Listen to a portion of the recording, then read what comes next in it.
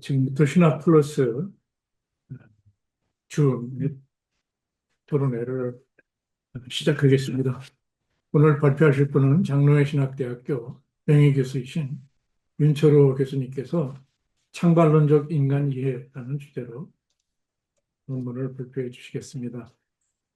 어, 이 논문에 대해서 논차는 감리교 신학대학교 명예교수님이신 장황식 교수님께서 해주시겠습니다. 먼저 우리 윤철호 교수님 창발론적 인간 이해 발표를 시작하겠습니다. 예, 글의 제목이 창발론적 인간이해입니다. 이 글은 지난번 우리 조지신학 논총에 제가 기고해서 실린 글입니다. 그 서론부터 밑줄근 부분을 제가 한번 쭉 읽어가겠습니다. 서론입니다. 고대 히브리인들은 인간을 전인적이고 통합적인 관점에서 이해했습니다. 즉, 그들은 인간을 몸과 영혼이라는 서로 다른 실체로 구성된 이원론적 구조로 이해하기보다는 하나의 전체로서 완전히 통일을 이루는 전일적 존재로 이해했습니다. 그러나 헬레니즘 세계 영향 아래 인간을 영혼과 몸이라는 두 실체로 나누는 이원론적 사고가 기독교 전통에 깊이 스며들게 되었습니다. 특히 근대 들어 데카르트의 이원론적 사고가 서구의 인간론을 지배했습니다. 하지만 이러한 이원론적 인간이해는 오늘날 신경과학, 진화론, 과학, 철학 등의 분야들로부터 강력한 도전을 받고 있습니다.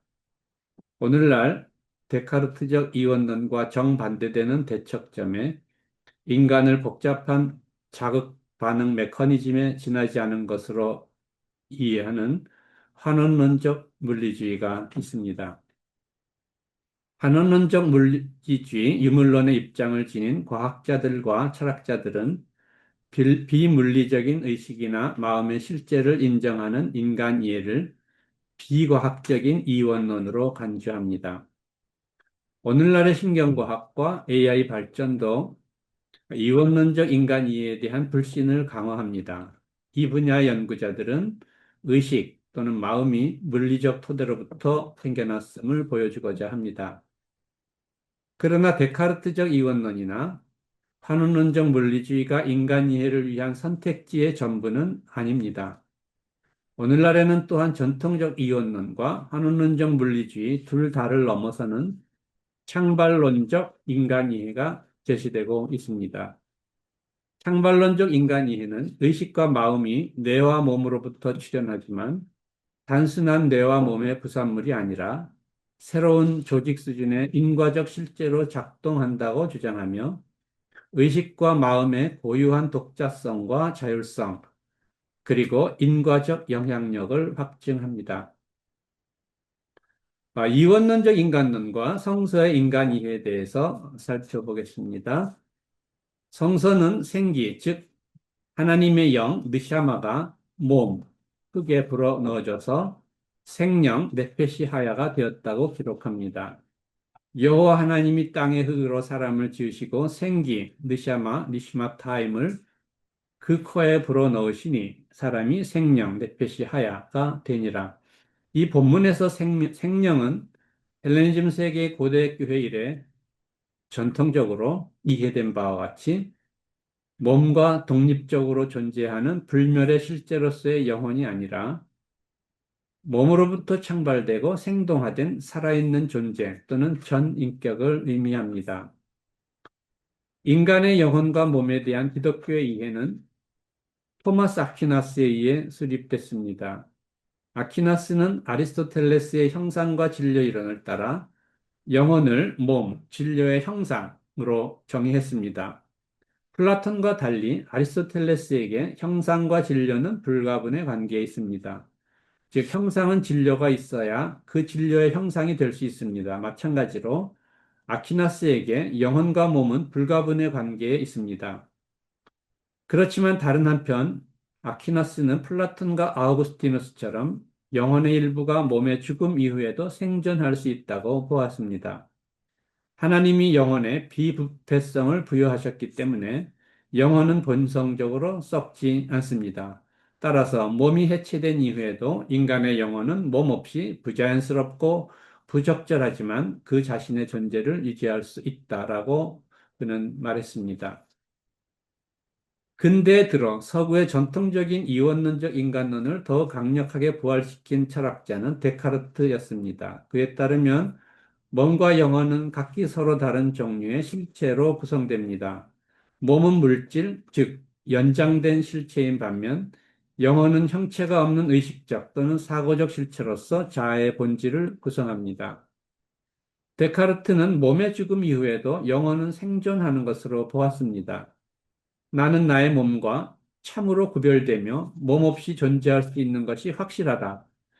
그러나 다른 한편 그는 인간이 살아있는 동안 몸과 영혼이 상호작용한다고 보았습니다. 그는 송과선에서 영혼과 몸 사이에 상호작용이 일어난다고 보았습니다. 따라서 데카르트의 인간론은 이원론적 상호주의 또는 통일주의라고 할 수 있습니다.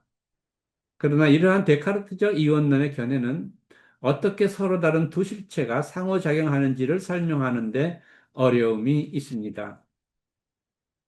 근대 이후의 시기인 오늘날에는 전통적인 서구의 이원론적 인간론에 대한 도전이 여러 분야에서 일어나고 있습니다. 신경심리학은 인간의 정신적 능력이 뇌와 몸에 의존한다고 봅니다. 뇌의 특정한 부분의 손상은 그 부분과 관련된 정신적 능력의 장애나 손실을 초래합니다. 만약 정신현상이 전적으로 뇌활동의 산물이라면 이것은 형이상학적으로 구별된 영혼이란 실체를 상정할 필요가 없음을 의미합니다. 진화생물학도 영혼이 독립적인 실체라는 믿음에 도전합니다. 만일 보다 복잡한 형태의 생명이 보다 단순한 형태의 생명으로부터 발전된 것이라면 인간의 마음은 무의식적이고 물질적인 유기체로부터 점진적으로 출현한 것입니다. 따라서 영혼이라는 이원론적으로 구별된 독립적 실체를 가정할 필요가 없습니다. 오늘날 이원론적 인간론에 대한 가장 심각한 도전은 성서학자들로부터 말미암습니다. 많은 성서학자들이 성서에 나타나는 영혼, 히브리어 네페시, 헬라어 프시케가 몸 없이 존재할 수 있는 무형적 실체, 핵심적 인격, 참된 자아를 가리키는 것으로 이야기를 거부합니다. 그들은 이 개념에 대한 이원론적 이해를 히브리적인 사고가 아닌 헬레니즘적 사고의 산물로 간주합니다. 히브리인들에게 이 개념은 형이사학적으로 구별된 불멸의 실체로서의 영혼이 아닌 지상의 피조물 안에 나타나는 호흡과 생명의 힘과 연관된 살아있는 존재, 생명체, 목숨 또는 인격 전체를 의미합니다. 오스카 쿨만은 신구약 성서가 영혼, 몸, 이원론을 가르치지 않으며 죽음 이후의 생에 대한 기독교의 본래적 희망은 영혼 불멸이 아니라 예수에게서와 같이 몸의 부활에 기초한다고 주장합니다. 의식의 기원입니다. 생명의 진화는 단순한 생화학적 시스템에서 복잡한 유기체로의 점진적 발전을 특징으로 합니다. 의식은 신경계의 복잡성 증가의 비등점에서 출현한 것으로 이해됩니다. 하스의 신경학자들과 진화론자들은 신경회로의 점진적인 복잡성과 정보 통합이 충분히 의식의 출현을 설명할 수 있다고 봅니다. 즉, 의식은 물리적 과정의 산물로 간주됩니다. 의식의 출현을 설명하는 대표적인 이론으로 통합정보 이론, Integrated Information Theory, 그리고 전역 작업 공간 이론, Global Workspace Theory가 있습니다. 이거에 대해서는 그냥 넘어가겠습니다.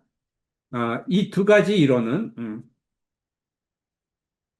IIT랑 GWT라고 이렇게 약어로 지금 표현을 하는데 이 두 이론은 의식의 출현이 생명체의 진화 과정에서 발생한 복합적인 변화의 결과로 점진적인 신경계의 발달과 정보 처리 구조의 정교화에 의해 가능했으며 의식이 생존에 유익한 기능으로 작동해 왔음을 설명하는 이론입니다.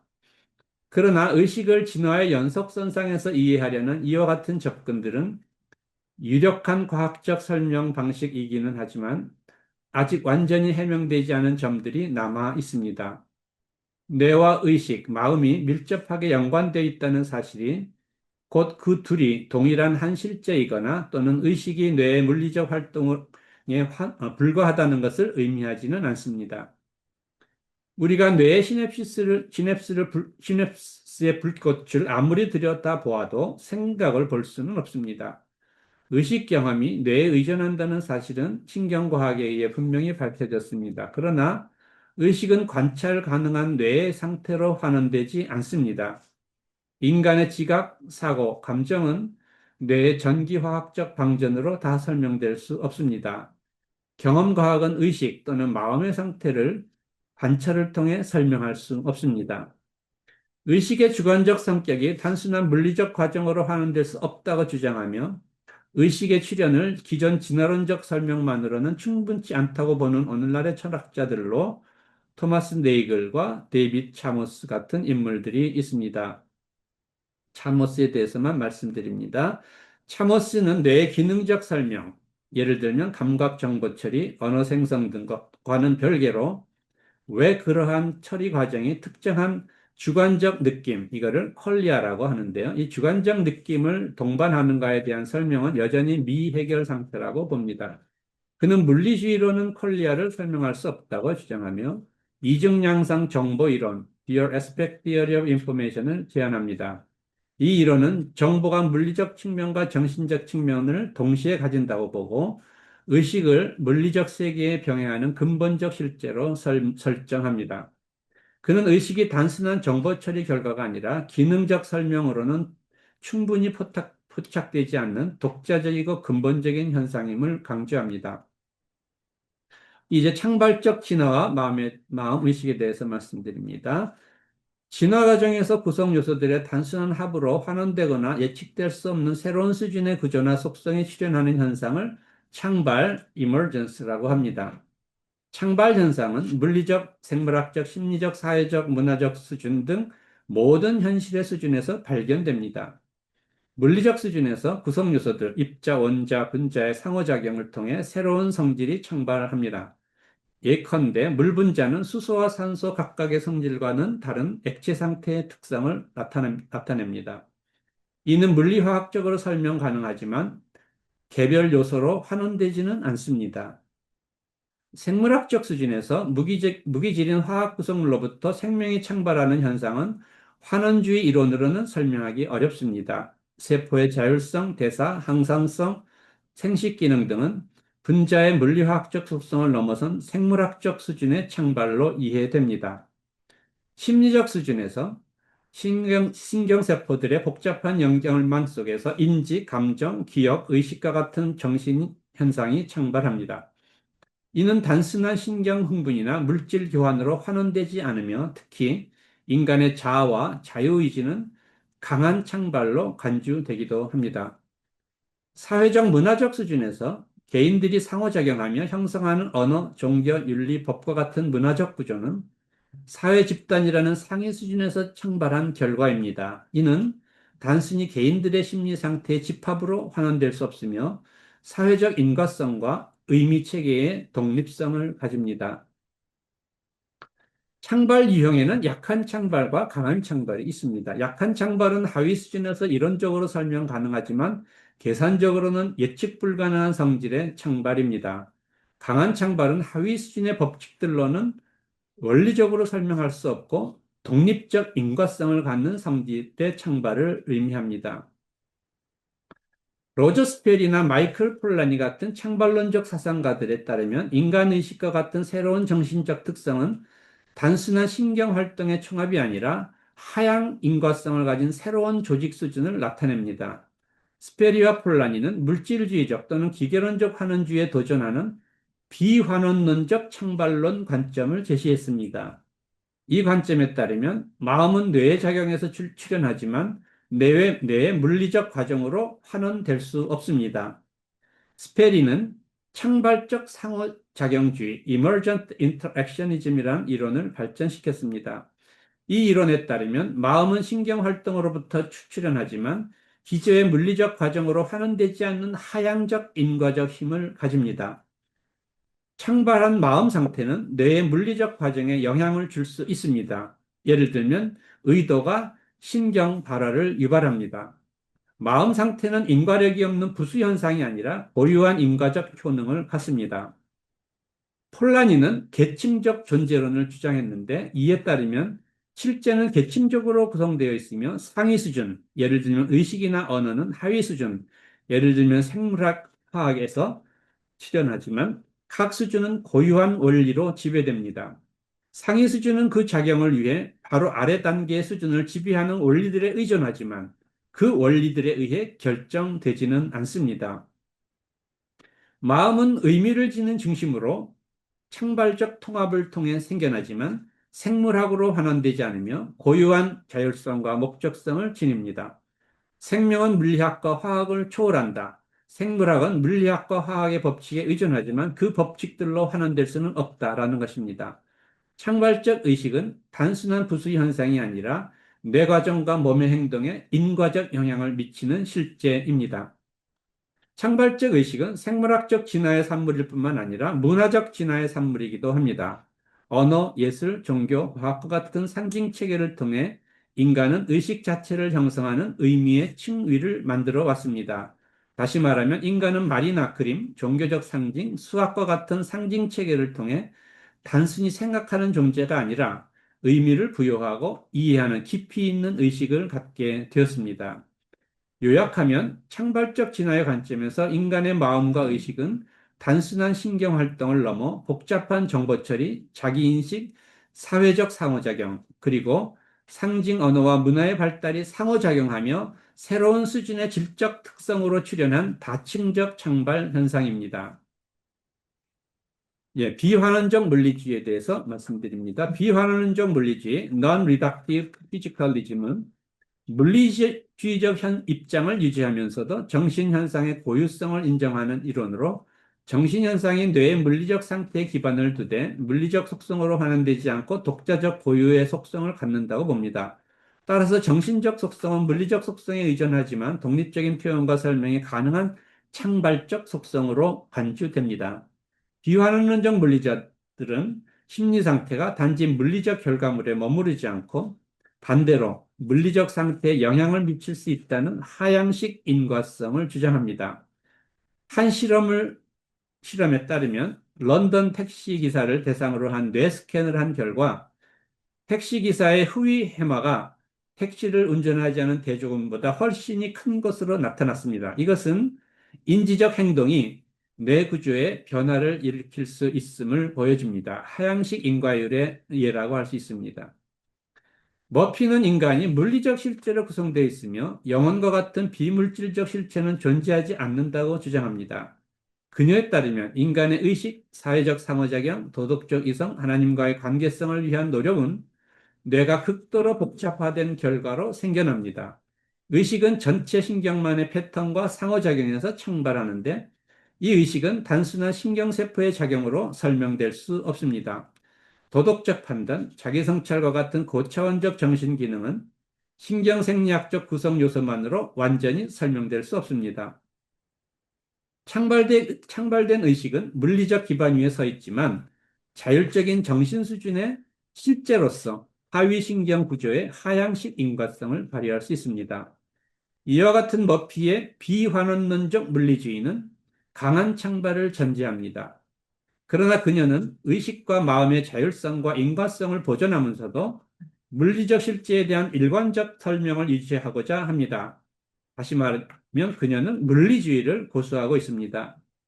그녀도 브라운처럼 의식과 마음의 자율성과 인과성을 보존하기 위해 영혼과 같은 비물질적 실체를 도입할 필요가 없다고 주장합니다. 그녀는 이와 같은 비환원론적 물리주의가 인간 존재를 물리적 단일체로 이해하면서도 도덕적 책임과 영성, 자유의지를 유지하려는 신학적 요청에 부응한다고 생각하며 영혼이라는 독립실체 없이도 인간이 하나님 앞에서 책임적 존재가 될 수 있다고 주장합니다. 이중양상 이론론입니다. 비환원론적 물리주의와 유사한 이론으로 이중양상 이론론, Dual Aspect Monism이 있습니다.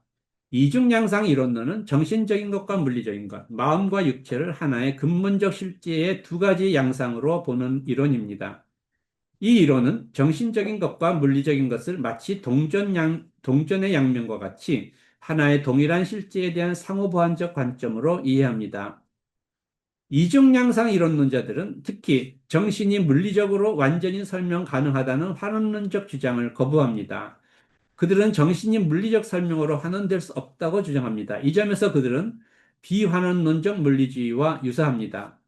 또한 이들은 모두 물리적 이론론에 기반하여 인간의 정신을 물리적 세계에 포함시키면서도 정신을 단순히 물리적 현상으로 환원 가능한 부산물로 보지 않고 정신의 자율성을 주장합니다.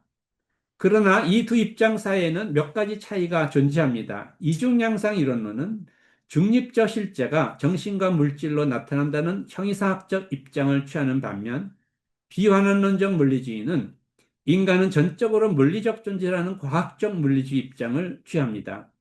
전자에 있어서 두 양상, 즉 정신과 물질은 동등하게 근본적이며 설명적 수준이 아닌 반면에 후자에 있어서 정신은 물리적 기반 위에 창발되지만 소거되거나 환원되지 않습니다.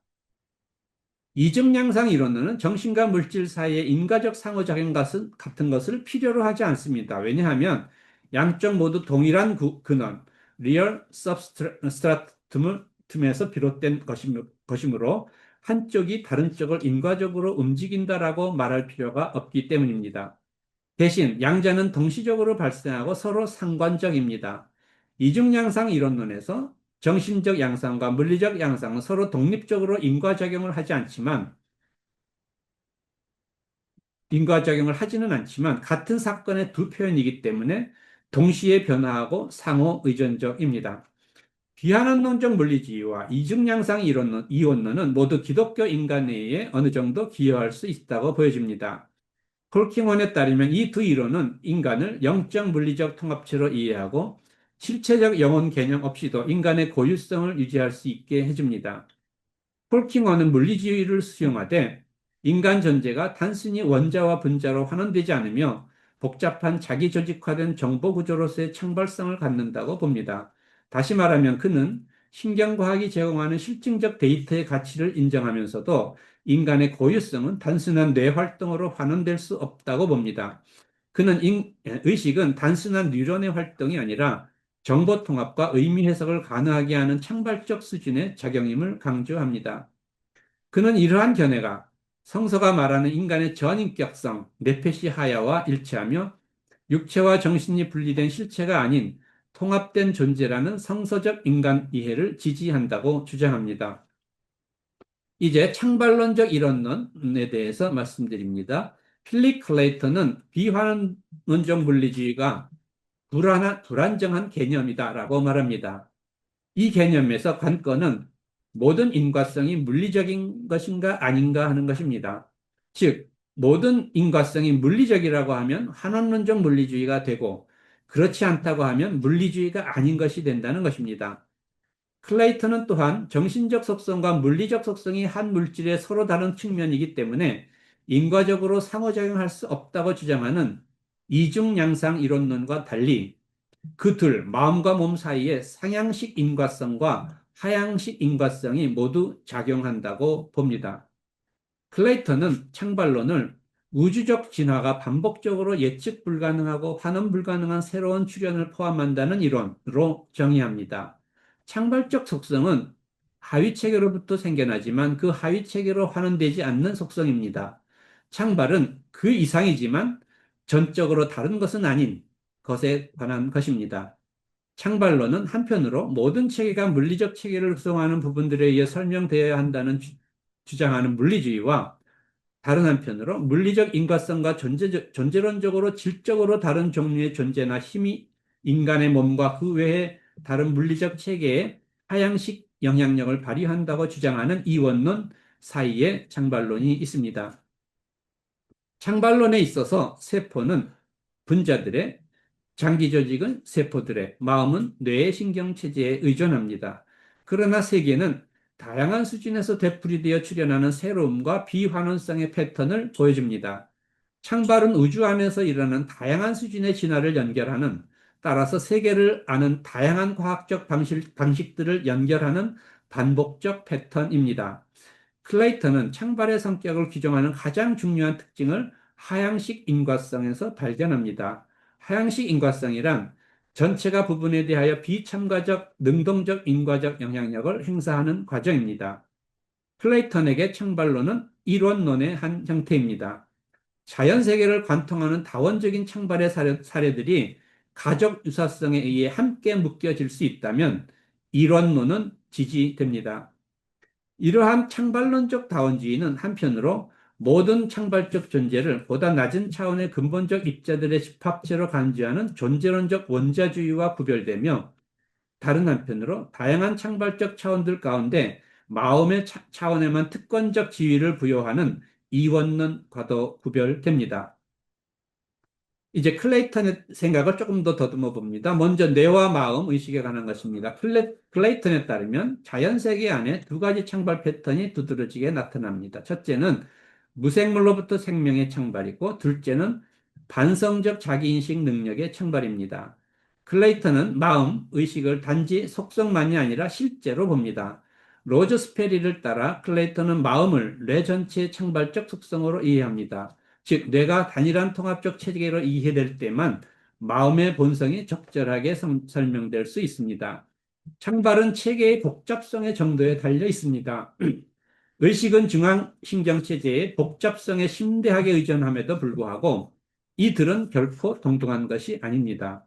클레이턴은 마음, 의식에 대한 신경적 상관제에 대한 과학적 연구의 한계를 지적합니다. 클레이턴은 의식이 과학적 관점에서 볼 때 거의 완전한 신비로 남아 있다고 강조합니다. 아무도 어떻게 물질이 의식이 될 수 있는지 알지 못합니다. 뇌 상태로부터 의식으로의 전이는 풀리지 않는 신비로 남아 있습니다. 클레이턴은 마음과 육체의 관계를 기호기호가 아닌 유형유형의 관계로 이해합니다. 그는 마음과 물질 사이의 유형유형 의존 관계 안에서의 마음의 비환원성을 변호하며 생물학적 체계의 역사에 대한 마음의 의존을 인정하는 자신의 비이원론적 견해를 창발적 수반이라는 개념으로 표현합니다. 각주를 참고하시면 되겠습니다. 그 다음에 창발적 이론론과 마음의 인과적 영향력입니다. 클레이턴은 의식을 자연의 역사 안에서 발견되는 창발의 속성들 가운데 하나로 간주하는 자신의 견해를 창발적 이론론이라고 부릅니다. 만일 자연의 역사 안에서 의식이 물질과 구별되는 유일한 창발적 실제라면 그것은 창발적 이원론이 될 것입니다. 클레이턴은 창발적 이론론을 물리학의 관점에서 모든 것을 설명할 수 있다는 환원론적 물리주의, 두 종류의 실체가 있다는 실체론적 이원론, 또 오직 한 종류의 실체만 존재하면 그것이 마음의 관점에 따라 마음 또는 몸으로 이해된다는 이중양상 이론론, 또 모든 차원의 실체는 모종의 정신적 경험을 갖는다는 범신론, 그리고 모든 것은 궁극적으로 물리적이지만 모든 설명은 물리적 관점에서 주어지지 않는다는 비환원론적 물리주의 등과 구별합니다. 클레이턴은 복잡한 체계의 전체적 특징, 마음이 부분적 요소들의 총합, 뇌의 신경체계로 환원되지 않고 그것에 하향식 인과성을 미친다는 강한 창발론을 지지합니다. 강한 창발로서 마음은 어떻게 뇌에 영향을 줍니까? 클레이턴은 마음의 영향을 위한 인과적 접점을 뇌의 하부 구성 요소인 비결정적 양자역학 수준에 만드는 것을 찬성하지 않습니다. 왜냐하면 양자 효과는 뇌의 기능의 기본적인 신경화학적 과정의 차원에 도달하기 전에 소멸되기 때문입니다. 클레이턴은 통합된 고도로 복잡한 체계의 창발적 효과가 고립된 부분들이 아니라 체계 전체에 미치는 것으로 설명되어야 한다고 주장합니다. 이 점에 있어서 그는 콥스와 유사합니다. 세 번째, 행위 인과성과 행위 인격입니다. 클레이턴은 마음의 인과성을 존재론이 아닌 현상학적 접근을 통해 설명합니다. 그는 현상학적 접근은 마음의 창발이 단지 부수적 현상으로 환원될 수 없는 인과적 영향력을 가지고 있으며 동시에 영혼 같은 다른 종류의 실체에 근거할 필요가 없다는 가정 아래 수행됩니다. 그는 이와 같은 접근을 통해 드러나는 인과성을 행위 인과성, 에이전트 커제이션이라고 부릅니다. 그는 모종의 본질적 속성을 가진 존재를 전제하기보다는 하부 신경생리학적 수준과의 인과적 상호작용을 포함하는 마음의 속성에 초점을 맞춥니다. 그는 과학적 연구와 접촉점을 유지하기 위해서는 행위 주체에 대한 형이상학적 최소주의가 요구된다고 주장합니다. 클레이턴은 몸, 뇌, 마음 등의 다차원적 행위를 포괄하는 행위 주체를 인격으로 이해합니다. 인격은 몸과 뇌의 전체 상태를 전제하면서 동시에 물리적 생물학과 물리학 생물학과 구별되는 차원을 나타냅니다. 몸과 뇌는 인격을 위한 필요 조건이지만 충분 조건은 아닙니다. 인격적 존재는 의도적, 목적론적입니다. 그러나 인격적 행위를 설명하기 위한 형이상학적 개념은 필요 없습니다. 인격적 행위에 기초한 설명은 원칙적으로 생물학적 인과성의 영향과 양립 가능합니다. 클레이턴은 인격에 대한 형이상학적 최소주의가 인간에 관한 과학적 연구를 위해 충분하다고 주장합니다. 결론을 말씀드립니다. 과학의 창발론과 기독교 인간 이해는 조화 가능한가? 다음 몇 가지 점에서 그 가능성을 생각해 볼 수 있습니다. 첫째, 창발론은 인간을 하나의 통합된 실체로 본다는 점에서 이원론적 영혼 이해와 달리 전일적 성서적 인간 이해와 더 부합한다고 할 수 있습니다. 둘째, 창발론은 도덕성, 자유의지, 자아 등의 고차적 특성을 뇌와 몸의 기능과 연계하여 설명하면서도 뇌와 몸의 수준으로 환원하지 않으므로 기독교가 강조하는 인간, 영혼의 윤리성과 영성을 자연주의적 틀 안에서 지지한다고 할 수 있습니다.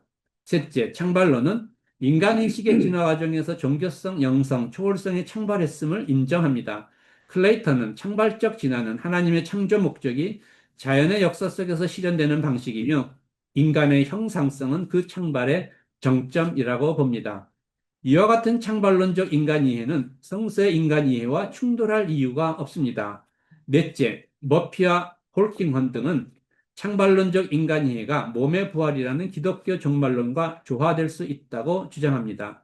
홀킹헌은 인간 존재는 죽은 후에도 하나님이 그 존재의 정보 패턴을 기억하고 새 창조하심으로 부활이 가능하다고 설명합니다.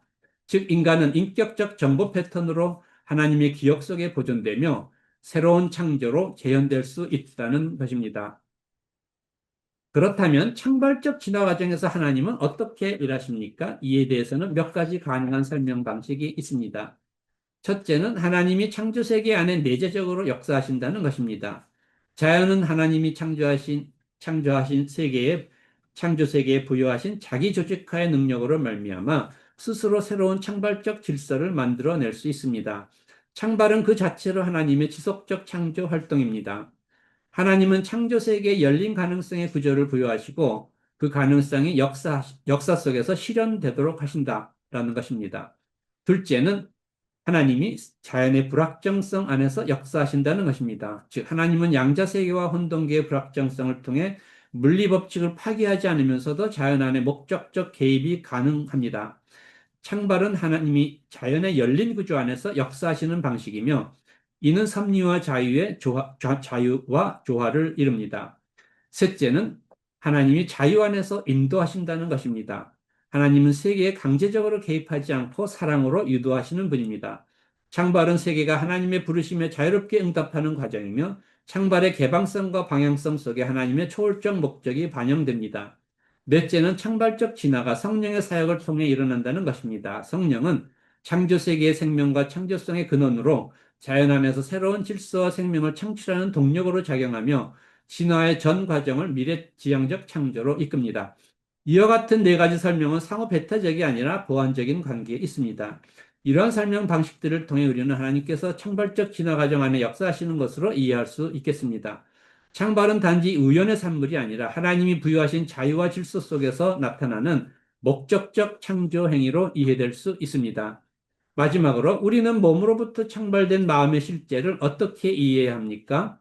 몸으로부터 창발된 마음이 비환원적 독자성과 하향식 인과성을 지닌다면 이 마음은 전통적으로 기독교가 영혼이란 용어로 표현하는 살아있는 행위 주체로서의 인간 자아를 의미한다고 할 수 있습니다. 하나님께서 흙으로 빚은 몸의 생기, 즉 하나님의 영을 불어넣어 생명, 즉 살아있는 인간 존재를 만드셨다고 묘사하는 창세기 2장 7절은 흙으로부터 하나님의 영에 의해 인간 존재, 영혼이 창발하는 것을 은유적으로 표현합니다. 바울의 주석에 따르면 이 본문은 하나님이 생기를 불어넣으심으로 인간 안에서 물질이 자기의식적 존재의 특성을 획득하게 되었음을 표현합니다. 하나님의 생기, 즉 생명의 호흡은 하나님의 영을 가리킵니다. 하나님의 영은 흙으로 빚어진 몸으로부터 살아있는 존재, 즉 영혼을 창발시키는 생명의 영입니다. 지상의 삶에서 영혼은 생명의 영이신 하나님의 영에 의해 몸으로부터 창발합니다. 몸으로부터 창발된 인간의 영혼은 몸과 불가분의 관계 안에서 서로 영향을 주고받으며 상호작용합니다. 인간의 영혼은 뇌와 구별된 행위 주체로서 신경 활동에 하향식 인과적 영향을 미칠 수 있습니다. 가장 근본적인 영혼의 능력은 하나님과 인격적 관계를 맺을 수 있는 능력입니다. 여기에 인간의 하나님의 형상이 있습니다. 전통적으로 기독교는 지상의 삶에서의 영혼이 몸과 불가분의 관계에 있지만 죽음 이후에는 몸 없이 존재할 수 있다는 아퀴나스의 견해를 따라 영혼이 죽음 이후에 몸과 함께 사멸하지 않고 물리적 몸 없이 존속할 수 있다고 가르쳐 왔습니다. 이러한 가르침은 이원론을 함축하는 것처럼 보입니다. 그러나 이 이원론은 몸 없는 영혼의 불생, 불사, 불멸을 주장하는 헬레니즘적 이원론과는 구별됩니다. 몸이 없다는 것은 구원이나 해방이 아니라 결핍이자 곤경을 의미합니다. 마지막 날의 우리의 영혼은 부활을 통해 새로운 몸, 즉 영적 몸을 입고 온전한 구원과 영원한 생명으로 들어가게 될 것입니다. 현세에서는 물리적 몸으로부터 영혼이 창발하는 반면 내세에서는 영적 실제인 영혼이 자신에 맞는 형태의 영적 몸을 입게 될 것입니다. 예, 이상으로 마치겠습니다. 감사합니다. 예, 안녕하십니까. 장황식입니다. 은평의 글을 읽도록 하겠습니다. 그냥 좀 길어졌어요. 사실은 굉장히 길었습니다. 많이 빼먹었는데도 이렇게 2페이지 반이나 나왔기 때문에 빨리 읽도록 하겠습니다. 창발론적 인간 이해를 읽고 논평의 글. 연구자이신 윤철호 교수님, 이하 연구자가 작성한 이 글은 기독교 신학이 오늘의 과학 시대에도 여전히 호소력을 지닐 수 있으며 그러기 위해서는 창발론 개념이 하나의 적실한 방법론이 될 수 있다고 주장한다. 창발론이 그러한 방법론적 개념으로서 의미가 있는 이유는 이 개념이 오늘 기독교 신학이 요구하는 영혼론을 일정 부분 충족시키면서도 동시에 현대 과학적 세계관과 불필요한 충돌을 일으키지 않기 때문이다. 사람들은 흔히 인간의 영혼이 물질과 무관하게 독립적으로 존재한다고 보는 정신신체 이원론 혹은 영육 이원론이 정통 기독교의 입장이라고 생각하지만 연구자는 그렇지 않다는 사실을 면밀한 신학사적 검토를 통해 설득력 있게 논증한다.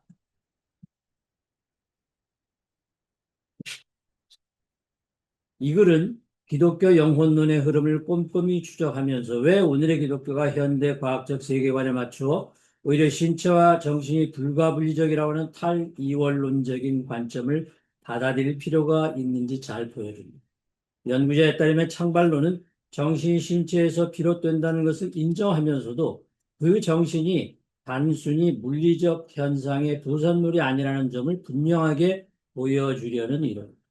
창발론이 기독교 신학에서도 건전한 방법론으로 간주될 수 있는 이유는 이러한 탈이원론적인 관계에 입각해 정신의 독립적 기능을 설명할 수 있는 가능성을 제공하기 때문입니다.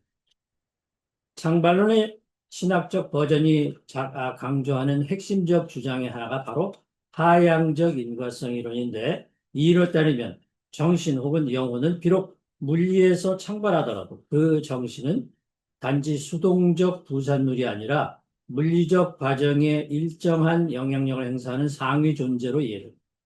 그래서 이러한 신학적 창발론은 제가 이거는 제가 붙인 전통 기독교 영혼론이 확보해온 초월적 차원을 다시 열어주는 도구로 기능하게 된다.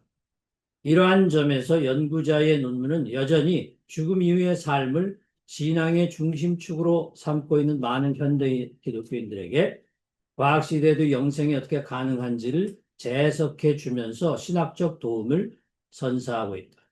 연구자는 최근 많은 동료들과 함께 과학과 신학의 불필요한 충돌을 줄이기 위한 학문적 작업을 지속적으로 진행해 왔는데, 그런 맥락에서 볼 때 본 논문은 전통적 이원론적 해석만을 고집해 다양한 사유의 싹을 차단하는 한국교회의 답답한 현실에 새로운 인식 전환을 촉구하는 글로 읽힐 수 있다. 따라서 학문적으로 비슷한 길을 걷고 있는 논평자로서는 연구자의 이러한 종류의 글에 대해 부정적 평가를 내릴 그 어떤 포인트도 없다. 다만 이하에서는 미래의 한국 기독교가 바람직한 형태의 영혼론을 통해 거듭나기 위해 어떤 방법론적 무장이 요구되는지를 함께 고민하는 마음으로 서너 가지 정도의 토론거리를 제시함으로써 이 문제에 관한 후속 논의를 한국 신학계에 제안하고자 한다. 첫 번째 토론거리는 창발론에 관한 것이다. 창발론 자체에 관한 것이다. 우선 연구자께서 활용하는 창발론은 최근 과학 철학과 심리 철학에서 제시되는 주류 창발론과는 약간 다른 길을 가는 신학적 창발론을 주로 다루고 있는데, 이게 이제 클레이턴 거를 많이 다루셨기 때문에 그렇게 적었습니다. 이는 하나의 토론거리를 제공할 수 있다. 왜냐하면 현대 세속 지성인들은 정신을 결코 물리와 독립된 실체로 보지 않으며 특히 하향적 인과성의 실체성에 매우 회의적이기 때문이다. 정신은 고도로 조직화된 기능적 패턴이지 독립적 실체가 아니라는 것이 자연주의적 관점이다. 예를 들어서 어떤 이 얼굴에 아름다운 미소가 가득하다고 치자. 이때 들레저와 같은 급진적 자연주의자들에게 이러한 미소는 이러한 미소라는 형태의 미적 감동, 그리고 그런 것으로서의 정신적인 사건, 이것은 관찰자의 뇌가 없으면 존재할 수 없다. 뇌가 사라지면 정신도 소멸한다. 그렇다면 여기서 창발된 정신은 독립된 실체라기보다 구조적 패턴에 가깝고 스스로 이동하거나 고유하게 존속하는 존재라고 보기 어렵다. 이들에게는 영혼은 말할 것도 없으며 창발하는 정신조차 그 존재가 거부되고 있는데, 이런 물리주의를 넘어서는 것이 쉽지 않아 보인다. 제가 이거는 사실 굉장히 좀 길게 썼어요. 이거에 대해서. 이게 사실 오늘 철학적 논쟁으로서는 제일 신학자와 철학자 간에 이 클레이튼과 혹은 뭐, 또 물론 이제 아까 낸시 머피도 소개했습니다만 그런 사람들도 다 다른 길을 가고 있고, 과정신학자들, 클레이튼 사실 과정신학자의 그 배열에 합류한 사람입니다만, 그러나 과정신학에 대해서 비판적으로 합류한 사람 중에 하나거든요. 그래서 굉장히 보수적인 길을 가고 있는데, 그렇게 이제 다양합니다. 그래서 그거에 대해서 좀 토론거리가 있는데, 그건 이따가 토론하실 때 하도록 하고, 제가 그래서 좀 줄였습니다. 오늘의 세속 분위기는 이런 종류의 자연주의적 철학에 지배하에 있다. 그리고 이는 오늘의 우리 인문학계가 직면하고 있는 영혼론의 현실을 그대로 보여준다.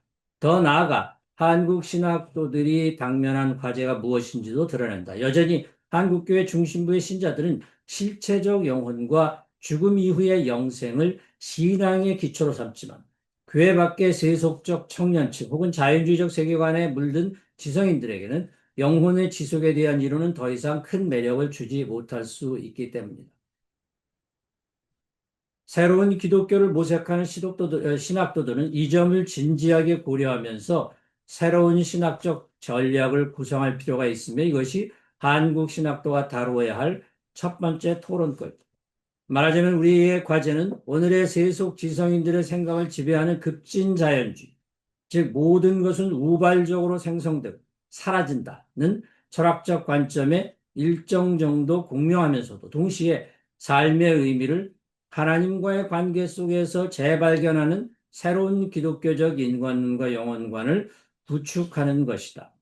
물론 이러한 신학의 구성은 도전적인 과제지만 그렇다고 불가능한 일은 아니다. 우리는 이미 오래전부터 이를 지지하는 풍부한 신학적 자원을 보유해 왔기 때문이다. 그 대표적인 사례 중에 하나가 오늘 많은 걸 소개했습니다만은 대표적인 건 이제 과정신학이니까 과정신학은 현대 과학적 자연주의에 공감하면서도 주체적 불멸을 과감하게 포기하고 개체적 불멸만을 말한다. 예를 들어서 기독교인 홍길동이 사망했다고 칠 때 그의 주체적 정체성 혹은 동일성은 소멸하지만 그가 살아낸 사랑, 고통, 가치 등의 패턴은 하나님의 기억 속에서 객체로서는 영원히 살아남는다고 주장된다. 이것이 이제 보수 과정신학자인 클레인턴과 정통 과정신학자들 간의 차이예요. 그렇게 보시면 되겠습니다. 같은 신학자라고 할지라도 신체와 함께 모든 것이 사라진다는 것을 인정하지만 동시에 신체가 살아있으면서도 신체가 살아있는 동안 생산하는 사건과 그것의 가치는 하나님의 기억 속에 오래 남는다는 것을, 영원히 남는다는 것을 통해 여전히 영생교리를 유지하려는 것이다. 그러나 이렇게 과학적 사실에 깊이 공명하면서도 동시에 신학적 전통을 유지하려는 눈물겨운 노력, 즉 두 마리 토끼를 잡으려는 과정신학의 시도 말이에요. 또 우리 윤철호 교수님도 그렇게 하셨는데 이런 것들은 오늘의 한국 상황에서 여전히 먼 이야기로 들린다. 많은 기독교인들은 주체적 불멸, 이건 좀 과격한 형태의 가정신학이 이야기하는 주체적 불멸과 영생 같은 핵심적 교리가 결코 포기될 수 없는 신앙의 본질이라고 여기기 때문이다. 따라서 영생 교리를 새로운 방식으로 설정하고 있는 이러한 진보적 신학이 한국 교회에 어떻게 적응할 수 있을지를 다루는 것이 우리의 또 다른 토론거리입니다. 그러나 논평자의 관점에서 볼 때 과정신학을 포함한 진보신학이 마주해야 할 진정한 상대는 보수 기독교인이 아니라 세속지성인들이다. 예컨대 그들에게는 주체적 불멸을 포기한다는 주장, 즉 과학적으로 들으면 매우 합리적으로 느껴지는 주장조차 충분한 설득력을 갖지 못한다. 왜냐하면 그들의 관점에서는 삶의 의미라고 하는 건 영생, 불멸, 이렇게 불멸 자체에 그들은 관심이 없다는 거죠. 그런 거에 있지 않고 오늘의 순간을 충만하게 살고 즐기는 데 있기 때문이다. 즐긴다는 말까지는 제가 뺐습니다. 사실은 그게 중심이죠. 이런 해석이 옳다면 향후 기독교 신학은 영생에 대한 지속적 주장 자체를 제고할 필요가 있다. 특히 AI와 포스트 휴머니즘의 고래는 영혼 불멸에 대한 전통적인 해석을 더 이상 유지하기 어렵게 만들고 있다. 저성노화, 지금 현재 괜히 상당히 많이 진행되고 있죠. 영노화도 시작되어졌습니다. 그거로 발전하고 있는 생명 연장 기술은 인간이 죽음의 시점을 능동적으로 조절할 수 있는 시대를 예언한다. 요즘에 많은 그 책이나 유튜브나 이런 것들을 보면 이 영노화가 이제 10년 정도 있다가 만약에 그 생성형 지금 AI지만 범용 AI가 나오면 그러면 그때는 범용 AI가 영노화에 아주 획기적인 그런 공헌을 할 것이다. 그래서 20년 안에 생명 연장이 충분히 가능하게 될 것이다. 이렇게 이제 보고 있습니다. 이런 생명 연장 기술은 인간이 죽음의 시점을 능동적으로 조절할 수 있는 시대를 예고한다. 그렇다면 전통적인 영혼의 불멸 개념은 새로운 과학적인 기술적 조건 아래서 재해석을 피할 수 없게 될 것이다. 뭐 우리 기독교인들은 그걸 재해석하길 원하지만 세속에 있는 사람들은 거봐라. 불멸이 어디 있어? 라는 식으로 그들은 또 이야기하겠죠. 따라서 오늘의 신학도가 직면한 또 다른 과제는 죽음 이후 중심의 기독교에서 현세적 삶의 중심을 두는 기독교로의 전환을 모색하는 것이다. 이는 한국 신학계가 풀어가야 할 매우 긴급한 숙제다. 물론 한국교회의 현재 상황을 고려할 때 이러한 과제는 만만치 않은 도전이 될 것이다. 기독교 즉 영생이다 라고 하는 도식이 흔들리면 교회의 존립 자체가 무너진다고 생각하는 이들이 거의 대부분입니다. 그러나 과연 이것이 사실일까? 즉 정말 내세 중심적 기독교만이 가장 바람직한 형태의 기독교일까? 하나님 나라가 너희 안에 있느니라 라는 말씀은 영생을 시간적이고 미래적인 개념이 아니라 존재의 깊이라고 하는 데서 재해석하도록 이끈다. 이는 분명히 기독교 신학의 핵심 중 하나다. 따라서 쉽지 않은 과제가 될 것이지만 이제라도 한국 신학계는 이에 대한 토론을 본격적으로 시작할 필요가 있다. 게다가 오늘 한국에서는 스토아 사상이 굉장히 인기가 있죠. 그것과 관련되어진 여러 철학자들, 그다음에 노장 사상, 뭐 옛날부터 그렇고요. 선불교, 이러한 영향 하에서 영혼 불면에 대해서 더 이상 집착하지 않으면서 충만한 그렇게 불멸을 살지 않으면서도 충만한 종교적인 삶이 가능하다는 사실에 공감하는 사람들이 세속 안에서는 늘어가고 있다. 그들에게 삶의 중심은 죽음 이유가 아니라 지금 여기에서 충만하게 사는 데 있다. 이러한 주류 세속적 이념과 기독교가 만나는 시점에서 우리는 불멸의 영혼 실체가 아니더라도 의미 있고 충만한 신앙이 가능함을 강조해야 한다. 결국 미래의 기독교는 죽음 이후의 실체적 불멸보다 지금 여기의 관계, 나아가 그런 삶에서 경험되는 의미, 가치 이런 것들을 영혼의 핵심으로 이해하는 방향으로 나아가야 한다는 주장이 설득력을 얻을 수도 있다. 이런 사실을 주목할 때 어떤 이들은 한국 기독교가 더 이상 서구 기독교의 석유 전통이 생산한, 이건 기독교의 헬라죠. 그들이 생산한 영혼론을 그대로 답습할 필요가 없다고 주장할 수도 있을 것이다. 특히 한국과 동아시아 전통은 정신과 영혼을 마음이라고 하는 풍부한 개념 속에서 탈이원론적이면서도 통전적으로 이해해왔다. 저는 이제 성리학을 말하고 있어요. 저는 한국에서 성리학이 2조 500년 동안에 그 성리학이 2조를 말아먹었다고 그래서 율곡 퇴계나 이런 사람들이 이제 뭐 그 화폐에는 들어가 있지만 그리고 길 이름은 있지만 그들의 철학을 연구하는 사람이 없거든요. 저는 이건 굉장히 넌센스라고 생각합니다. 이게 굉장히 풍부한 그런 철학인데 사실 성균관이나 이런 데서 그거를 잘 못하고 있어요.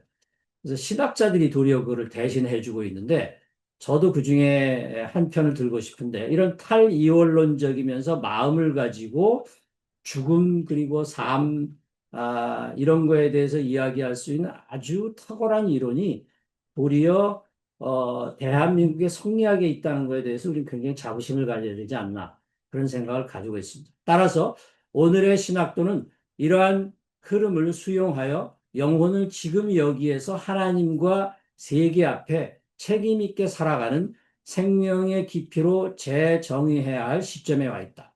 마무리해보자. 연구자이신 윤철호 교수께서 품고 있는 학문적인 과제, 새로운 과학적인 사고에 공명하는 새로운 기독교 신학의 건립이라는 화두는 우리 모두에게 주어진 공통의 숙제이며 오늘의 이 글 역시 그런 과제를 향한 중요한 과도기적 단계의 글로 읽힌다. 더욱 바람직한 한국교회와 그에 걸맞는 성숙한 한국적 신학의 모색을 위해서 오늘의 글이 활기차고 다양한 후속 토론으로 이어지기를 희망합니다. 두 분 너무너무 깊고 심오한 내용들을 발표를 하셔서 좀 어지럽습니다. 이 시간 안에 다 소화하기는 너무 무거운 주제, 난이도가 높은 주제였는데 두 분 대단히 감사합니다. 우리 열어놓고 토론을 시작하죠. 논평에 대해서 교수님이 한 말씀 하셔야죠. 아니요. 별로 할 말이 없어요.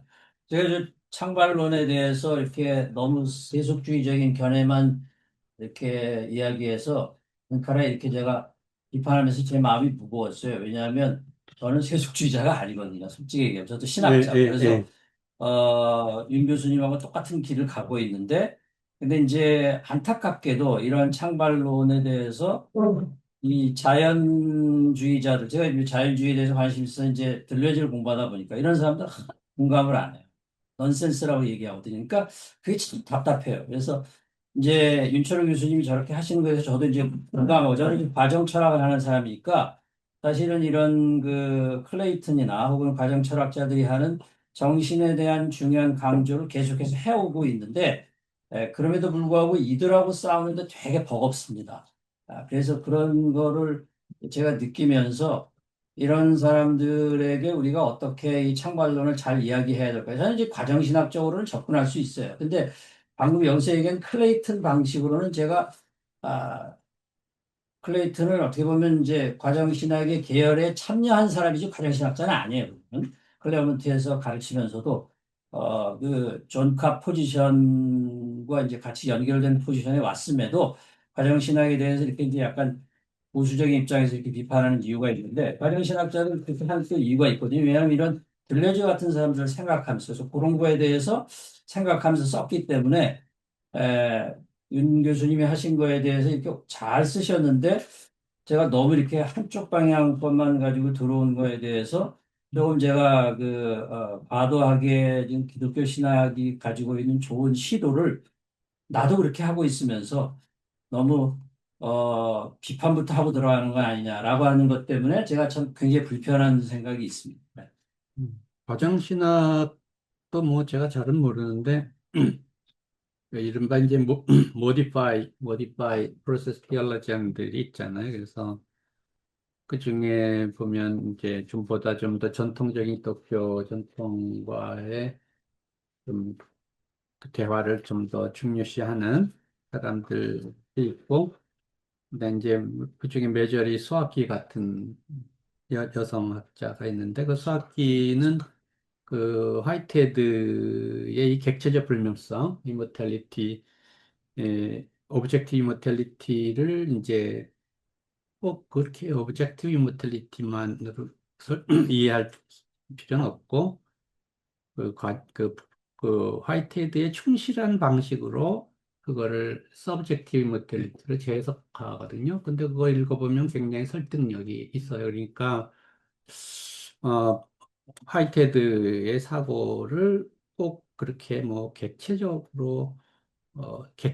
그러는 게 이제 벽에 걸려 있는 그림처럼 돼 버리니까 그런 게 아니고 실제로는 화이트헤드가 얘기하는 거를 인간의 그 주체성이 살아있는 것으로 이해할 수 있다라는 게 이제 또 하나의 화이트헤드적 관점이다 이렇게 볼 수도 있기 때문에 그런 면에서 이제 서학기는 전통적인 기독교의 이 구원론과 접촉점을 만드는 그러한 입장도 있다 생각합니다. 우리 김성원 교수님이랑 같이 들어오면서 야구농 공부가 많이 되는 그런 그 시간이 되겠다 하는 기대감을 얘기를 했었고, 또 하나는 최근에 애들하고 스타벅스에 갔을 때 뭘 주문을 시키는데 이 둘이서 점원하고 막 주문을 많이 해요. 뭐 어쩌고저쩌고 하는데 옆에서 볼 때 알아들을 수 있는 말이 하나도 없어. 그래서 야, 쟤네들하고 나하고는 같은 한국말을 쓰는데 어쩌면 이렇게 다를까? 그런 생각을 했는데 오늘 이 글들을 읽으면서 야, 그 인간에 대해서 이렇게까지 장말론이 어떻고 뭐 수많은 학자들이 등장하면서 이야기를 하면 얼마나 많은 사람들이 알아듣고 이 토론에 참여할 수 있을까? 그런 생각이 들면서 우리가 신학교 다닐 때에 윌리엄 바클레이라고 하는 사람이 굉장히 그 신약 성서의 전문가지만 평신도들이 읽기 쉽게 그 주석을 써가지고 우리가 많이 참여를 하고 그분이 그때 뭐 썼던 글에 보면 많이 이렇게 읽혀질 수 있는 그런 글쓰기를 나는 하고 싶다. 물론 자기도 프로페셔널한 그런 글을 낼 수도 있겠지만 그런 생각이 들면서 우리가 뭐 흑인 신학, 해방 신학 이런 거 얘기할 때에 민중교회나 뭐 이런 교회들이 흑인 신학에 대해서 흑인 대부분은 몰라요. 제임스 콘이 누군지도 모르고 그런 그 현상들을 생각하면서 오늘날 우리 한국 교회의 미래에 우리가 어떤 식으로 기여할 수 있을까 하는 그런 생각이 첫째로 하나 들었고 두 번째는 나는 맨날 이제 옛날로 돌아가는데 그 이규호 교수인가요? 사람됨의 뜻. 그 조그만한 책인데 거기에 보면 사람됨이 뭔가 하는 걸 규정할 수 없다. 인간 뭐 니체 글도 인용하면서 인간은 극복되어야 될 뭐 그 무엇이다. 그 자라투스트라를 인용하면서 얘기를 했던 것 같은데, 그러니까 인간을 설명하기에 불과해서 플루이트해갖고 뭐라고 한다. 그러면은 뭐 이원론이다. 그러면 그걸 벗어나 버리고 이론론이다. 그것도 규정되지 않을 수 있는 그런 내용들을 그 설명하면서 여러 가지로 설명한다. 뭐 사회성, 셀프, 뭐 저 생물학적인, 뭐 과학적인, 뭐 자연과학적인 설명 쭉 다 얘기를 하는데 어느 것 하나도 인간을 설명하기 어렵다. 그래서 우리가 기독론을 얘기하면서 어떤 기독론이든지 기독론으로 예수 그리스도를 설명하기에는 어렵다. 예수 그리스도는 어떤 기독론보다 더 크신 분이다. 라고 할 때에 우리 인간에 대한 이해가 어떤 이런 그 논들을 많이 가져오더라도 항상 그것을 뛰어넘을 수 있는 어떤 초월성을 갖고 있지 않을까 하는 그런 생각인데 이거를 읽으면서 굉장히 어, 너무 많은 사람들이 등장하고 뭐 파이 이론이니 뭐 ITT니 뭐 쭉 이렇게 되어지는 것들에서 그 인간이 이렇게 설명되어지는 걸로 멈출 수 있을까 하는 그런 생각도 해봤습니다. 이제 제 순전 제가 읽고 난 느낌이니까요. 전 전문적인 지식이 없는 사람으로서. 그다음에 지난 시간에 우리가 그런 얘기했습니다. 오스카 쿨만 얘기했습니다. 영혼이 불멸하느냐 죽느냐. 근데 이제 우리 교수님께서 말씀하시면서 몸의 부활에 대해서 설명을 했는데 그때 제가 그 오스카 쿨만을 얘기하면서 죽어야 다시 산다. 근데 그 기독교에서 부활론이 들어왔던 것이 그 로즈마리 류터 같은데 그분이 썼던 책에 보면 그 이스라엘 민족이 그 정착 시대로 들어오면서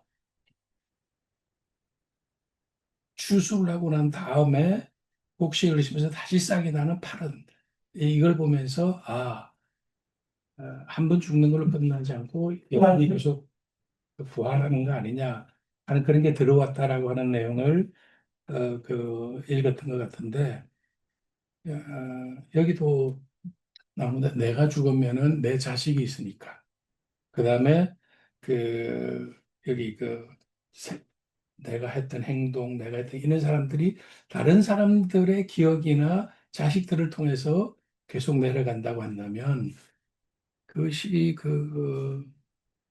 부활에 대한 그런 내용들을 좀 많이 내가 의미 있는 삶을 산다면 주변에 있는 많은 사람들에게 그것이 영속되어져 갈 것이다라고 하는 그런 생각이고 이 창발론의 여행을 통해서 저는 그 지금 여기 그죠?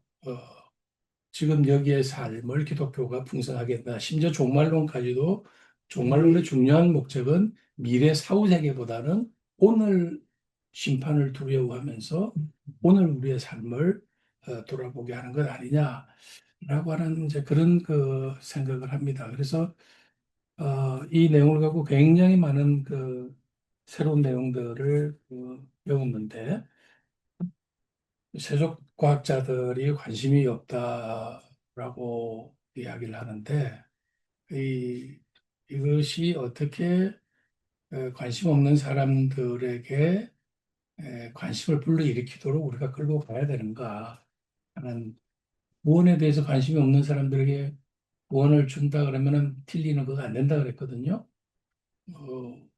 근데 그거를 어쨌든 새로운 삶을 어떻게 살 것인가라고 그게 우리 그 한국의 성리학이 됐던 기독교 신학이 됐던 뭐 불교의 참선이 됐던 어쨌든 우리가 더 나은 오늘의 삶을 만들어가는 그런 과정을 위해서 노력해야 되지 않을까 하는 그런 여러 가지 생각을 많이 해봤습니다. 오거나이저드가 안 돼서 죄송합니다. 우리 이거 교수님. 어, 일단 그 창발론적 인간이니까 현대 이제 과학사회고 현대인들의 관심이나 현대인들의 그 의식이 이제 사실 뭐 물질 유물론적이라는 게 피어서는 것 같아요. 그래서 현세적인 것과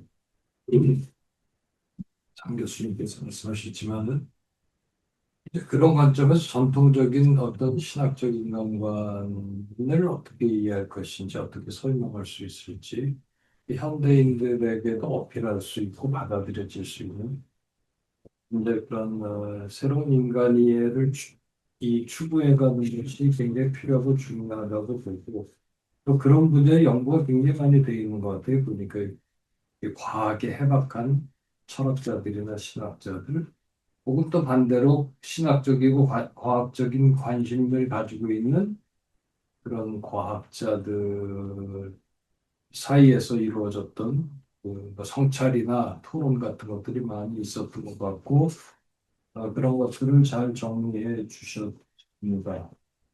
더 고마운 거는 굉장히 긴 건데 딱 40분 동안에 압축적으로 표현해 줘서 생각해야 돼. 굉장히 다이나믹하게 잘 넘어는 갔는데 사실 이해가 안 되면서 가끔 얘기들도 좀 많이 있었던 것 같아요. 그래서 제가 충분히 잘 이해하지는 못했다는 걸 전제로 몇 가지 질문이 좀 들었습니다. 그 몸과 의식, 몸과 정신의 관계가 뭐 밀접하다는 거는 사실은 뭐 이제는 뭐 거의 뭐 평범한 얘기가 된 것 같아요. 그래서 그쪽 분야에서 정신의학에서도 그렇고 심리치료에서도 그렇고 여러 가지 기법들도 있고 통합하려는 그런 움직임들이 많이 있는 것 같고요. 근데 이제 창발론적 인간위에서 이제 마음, 의식 이렇게 이제 표현을 하셨는데 아, 일단 의식이라 그러면 의식이 사람의 의식이 언제 만들어지죠? 태어나면서 의식을 갖고 태어나나 하는 그런 생각이 들었어요. 근데 여기서 보면 아, 이게 이제 제가 다 읽지를 못했고 또 이해를 못해서 그럴 수도 있는데 분명하지는 않은 것 같고 단지 인간이 인간이라는 의식을 가지고 있는 거다, 가지고 태어나는 거다 이런 거를 좀 전제하고 있는 게 아닐까 하는 생각이 드는데 아닐 수도 있어요. 그 윤철호 교수님이 보실 때 그건 어떻게 보시는지. 사실 의식이라는 건 인간은 의식할 수 있는 잠재력을 가지고 태어나는 게 아닌가 하는 생각이 들어요, 저는. 이제 태어나서 이제 양육자와의 관계에서 또 그 아이를 둘러싼 세계에 그 문화적이고 생명 현상으로서 젖을 주고 뭐 젖을 빨고 또 케어받고 그다음에 말을 배우고 말을 통해서 자기를 표현할 줄 알게 되고 또 말을 가르쳐 주고 그 사회 주변 환경이 그 아이에게 주는 사회적이고 문화적인 어떤 것들을 통해서 차츰차츰 생겨나는 거가 아닌가 의식이라는 것이 마음이라는 것이 하는 그런 생각이 좀 드는데 그런 것들은 어떻게 수렴될 수 있을지 그런 거에 대해서 어떻게 말씀해 주실지 하는 그런 질문이 하나 생겼고요. 또 하나 이제 마음의 의식이라고 하면은 마음이 이제 의식으로 거의 등치된 어떤 관계를 보시는 것 같은데 사실 그렇다면 무의식이라는 건 여기서 여기 어떤 자리를 차지하고 있을지 또는 또 감정이라는 거 의식이란 보통 우리가 무엇을 생각하고 또 판단하고 뭐 그런 거 기억하고 하는 그런 영역일 것 같아요. 그런데 의식 말고도 무의식이라는 것이 있고 또 감정이라는 것도 있고 느낌이죠. 그런 것들이 의식도 그렇고 또 의지, 뭐를 하려고 하는 마음, 욕구, 욕망. 그래서 움직여지는 거, 행동을 가져오게 하는 거. 그래서 이제 의식이나 의지나 또 감정 같은 것도 있잖아요. 그런 것들도 있는데 외부 자극에 대해서 외부 어떤 현실에 대해서 어, 지각하게 되는 거. 그거 주체가 뇌가 지각하는 거냐, 의식이 지각하는 거냐, 또 뭐 감정이 지각하는 거냐. 이제 그런 것들이 이제 뇌에 전달이 돼서 뇌가 후속적으로 거기 반응을 하는 거 아니겠습니까? 제 생각에는. 이제 그래서 어떤 점에서는 뭐 뇌가 먼저냐 마음이 먼저냐 뭐 그럴 수도 있는데 뇌가 먼저일 수도 있고 마음이 먼저일 수도 있겠죠. 근데 어쨌든 그런 관계들이 좀 더 설명을 좀 해주시면 어떨지. 가령 우리가 신경이라는 게 있잖아요. 신경세포도 있고 신경망도 있고 그 안에서 일어나는 어떤 정교화학적인 작용에 의해서 무슨 뭐 감정적인 변화도 일어나고 또 그다음에 무슨 이런 것도 일어날 수도 있는데 그 신체 그 어떤 그 신경망과 함께 감정선이라는 게 또 있다는 거예요. 우리가 흔히 말하는 감정선이라는 거 이게 이제 신경망하고 또 어떤 관계가 있을지 뭐 그런 질문 그런 생각이 들었어요. 그런 의문거리들이 이제 그런 것들은 좀 어떻게 보시는지 어떻게 설명하실 수 있을지 하는 그런 생각이 들었고 그다음에 이제 하나님 상발이라는 거 이 이머전스라는 거가 하나님의 어떤 사건으로 보고 하나님이 하시는 걸로 마지막에 결론을 내려주셨는데 그건 생명의 출현이라든지 의식의 출현이라든지 이제 그런 건데 어쩌면 그런 과학주적인 설명 속에서는 하나님이라는 존재도 인간의 정신활동, 의식활동이 만들어낸 어떤 것이 아닐까 어, 그렇게 보고 있지 않을까 이 사람들은 근데 이제 윤철호 교수님은 이제 하나님을 전적으로 초월적인 존재로서 그 모든 것들을 관할하고 그다음에 섭리하면서 이끌어가는 이제 그런 존재로 설정하고 계신데 어떤 그 이런 과학주의자들이 하고 어떤 그런 볼 때 그런 어떤 생각이 어, 굉장히 충돌을 일으킬 것 같은 생각을 했습니다. 그런 점에 대해서 또 어떻게 설명하실 수 있을지. 말하자면 과학주의자들은 창발이라는 거를 진화론자들이라든지 어떤 인간의 진화의 한 과정으로서 자연 선택이라든지 도태라든지 적응이라든지 이런 걸 해나가는 과정에서 그 만들어낸 인간의 행위 혹은 자연적인 어떤 결과로서 볼 수도 있지 않을까 하는 이제 그런 생각인데 이제 하나님을 가지고 하나님을 그 주체로서 보시는데 그런 어떤 그 사이에서 그 메꿔야 하는 어떤 설명 같은 것들이 좀 필요할 것 같습니다. 그런 네. 의문이 들었다는 말씀을 드립니다. 네 가지네. 그 의식, 예, 그 다음에 마음, 예, 시냅스, 예. 하나님.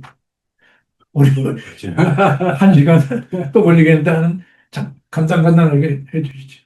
예, 뭘 질문하셨는지도 기억을 못 하겠는데, 뭐, 저도 잘 아는 게 없어가지고, 그 의식과 영혼과 마음과 정신, 이런 표현들이 그냥 같이 쓰는 용어들이기도 한데, 이제 그 용어에 대해서 서론에 그 뒷부분에 조금 얘기를 해놨어요. 제가. 근데 어쨌든, 의식은 뭐 과학자들이 오늘날은 다 의식이라고 컨셔스니스로 얘기하고 또 신학자들도 그래서 이제 따라서 같이 이제 의식이라는 말도 많이 쓰는 뭐 슐라이르마하가 얘기한 것처럼 인간의 그 종교 경험 자체를 religious self consciousness라는 말을 썼기 때문에 어 그러니까 이제 어쨌든 의식이라는 말이 신학자들도 많이 인간 주체를 얘기하면서 쓰지만 주로 과학자들이 이제 인간이 의식이 있냐 없냐 이제 그거 따지잖아요. 그래서 근데 이제 정신이라는 용어는 심리학자들 중에서도 이제 그 심리학자도 이제 그 프로이드적인 심리학이 있고 오늘날의 그 오늘날은 이제 정신과학도 다 신경과학적인 이게 심리학이거든요. 그래서 이게 그 프로이드적인 심리학자들은 대개 이제 그 정신이라는 마인드라는 말을 아직도 대부분 많이 쓰는 것 같고 또 철학자들, 뭐 헤겔의 정신현상이라든가 이런 철학자들이 마인드, 정신 가이스트 개념을 주로 쓰는 것 같고 이거를 이제 마인드를 우리나라 말로는 그냥 마음으로 번역을 하는 것 같아요. 근데 이제 정신으로도 번역할 수 있는 건데, 사실은. 근데 어쨌든 뭐 그런 면에서 이제 마음과 정신이 왔다 갔다 하는 것 같습니다. 근데 이 기독교는 아무래도 영혼이라는 개념을 전통적으로 고수하고 있고, 근데 나도 사실 이 논문에서 영혼이라는 개념을 버리지 않고 그냥 쓰려고 사실은 노력을 한 거거든요. 그러니까 그 대신에 이제 영혼이 어떤 영혼이냐 알았고 우리가 새롭게 재규정해야 된다는 생각을 하고 이 창발적 인간이해를 얘기를 한 거거든요. 그래서 영혼이 전통적으로 우리는 뭐 이렇게 육신을 밑에서 영혼을 위에서 이렇게 내려오는 거기 익숙해 있잖아요. 근데 그거 아니다. 그리고 그게 아니라는 게 이제 창세기 2장 7절의 본문의 내용이 그거 아니다. 느샤마와 네페시하야가 생겨나는 느샤마를 통해서 생기를 통해서 생명이 생겨나는 그 과정을 주석적으로 제대로 분석해 보면 그거 아니다. 이렇게 오고 이렇게 오는 거 아니다. 그저 창발을 얘기하는 거다. 이제 그런 식의 지금 성서 해석을 한 거거든요. 그래서 창발이라는 개념을 우리가 두 가지 관점으로 생각해 보면 하나는 이게 진화론적 관점에서 창발이 말이라 나온 겁니다. 사실은 진화론의 맥락 안에 창발이라는 개념이 있는 거거든요. 왜냐하면 어, 전통적으로 다윈의 진화론이라는 게 항상 뭔가 이렇게 우연성의 요소를 관해 내포하고 있거든요. 자연의 진화론 자체가. 그래서 그 진화, 우연성. 우연성, 컨틴전시, 찬스가 항상 인과적으로 결정되지 않은 우연적인 요소가 돌연변이부터 시작해갖고 환경적인 요소. 예를 들면 뭐 공룡이 뭐 멸망했을 때 외부로부터 오는 그러한 어떤 충돌 같은 것들이 다 우연적인 거기 때문에 그 우연성의 요소가 사실은 진화 과정에 굉장히 지배적인 큰 영향이 있다는 얘기인데 그 우연성의 요소로부터 사실은 창발 개념이 나오는 거거든요. 그래서 어 그러니까 여기 가장 쉽게 얘기하지만은 뭐 물을 얘기해도 뭐 수소와 산소 H2O가 이제 만났을 때 새로운 물이 생겨나는데 물이라는 거는 이 두 개 갖고 설명이 안 되는 인과적으로 설명이 안 되는 새로운 뭔가가 생겨나는 그러한 것들이 이제 이 통시적으로 진화의 과정 속에서 그러니까 그 단세포 생물에서부터 이제 고등 동물까지 인간까지 오는 과정에 그런 창발적 그 단계들이 있었다는 건데 그거를 이제 우리가 캄브리기아 변혁기 같은데 그런 것들이 더 크게 나타났다고 보는 건데 이제 어쨌든 그 창발적 과정이라는 것은 과거의 인과적인 힘으로 결정되지 않는 새로움의 요소들이 항상 예기치 않은 사건들을 내서 생겨나는 그러한 것들을 얘기하는 거고 그게 하나의 우연성의 영역이 항상 있다는 거고 사실은 그게 하나님께서 창발의 영역 안에서 일하신다는 얘기를 하려는 거거든요, 사실은. 그리고 이제 우리가 개인적인 하나의 한 인간의 아까 인간이 태어나서 의식이 언제 생겨나느냐 얘기하셨는데 우리가 다 그 개체 발생은 개통 발생을 반복한다는 말이 있듯이 우리가 다 하나의 그 단세포 생물로부터 각 개체가 그렇게 생겨나잖아요. 그럴 때 비슷한 거죠. 그러니까 우리가 하나의 그 단세포 생물로부터 핵분열을 해가지고 우리가 하나의 인간이 이제 배아가 성장해 가면서 그 몸으로부터 정신이 생겨나는 그 과정이 결국은 이게 창발적 과정이라는 거고 그게 물리적 단계에서 그다음에 생물학적 단계, 그다음에 화학적 단계, 거기서 생물학, 그다음에 심리학 이렇게 올라가면서 사회학 이렇게 올라가는 그 단계마다 새로운 창발이 일어난다는 건데, 그래서 인간의 뇌가 생겨나고, 어린 아기가, 뇌가 복잡성이 이제 그 증대하면서 결국은 뭐 의식이 생겨나는 거잖아요. 그러니까 거기서 이제 뇌가 창발하는, 그러니까 그게 생물학적 단계에서 심리학적 단계로 올라가는 단계도 하나의 그 새로운 차원으로 나가는 그러한 과정에서 그러니까 영혼이 만일에 위로부터 내려왔다면 이게 굉장히 어려운 문제예요, 사실은. 영혼이 언제 들어오냐?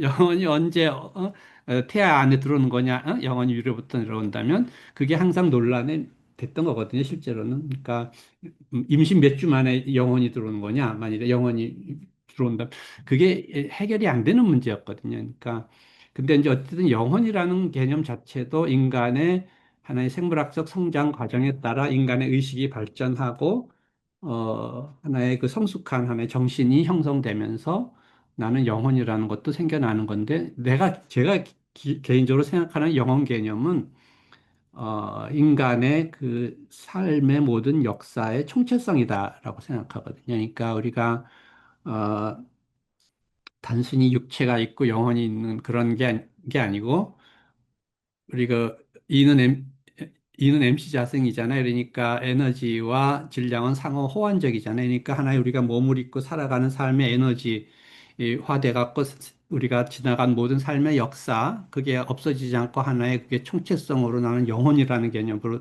남아 있다고 보는 거고, 그 삶의 모든 에너지화된 삶의 역사의 총체성이 영혼이고, 그거를 가지고 우리가 하나님 앞에 선다는 거거든요. 그런 차원에서 이거는 그냥 몸하고 분리되는 게 아니죠. 몸으로 살아낸 삶의 역사니까, 그런 차원에서 그러한 삶의 역사의 주체성으로서의 영혼을 우리가 하나님 앞에서 갖고 서게 되는 그런 영혼 개념은 나는 여전히 굉장히 중요하지 않나 이렇게 생각합니다. 다 우리 뭐 김성환 교수님께서 추천하셨던 그 이제 페블스엑스 그리고 조금 크게 여기. 잘 안 들려요. 레이커즈와 그다음에 데이비스 차머스 책들을 읽어보면서 가장 인상적이었던 부분은 이 사람들이 종교를 가진 사람들이 있는데